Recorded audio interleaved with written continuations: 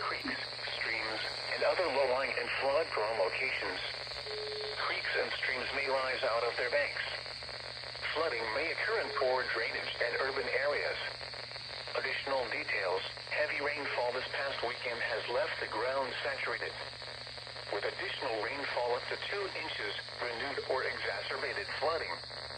http://www.weather.gov/safety/flood.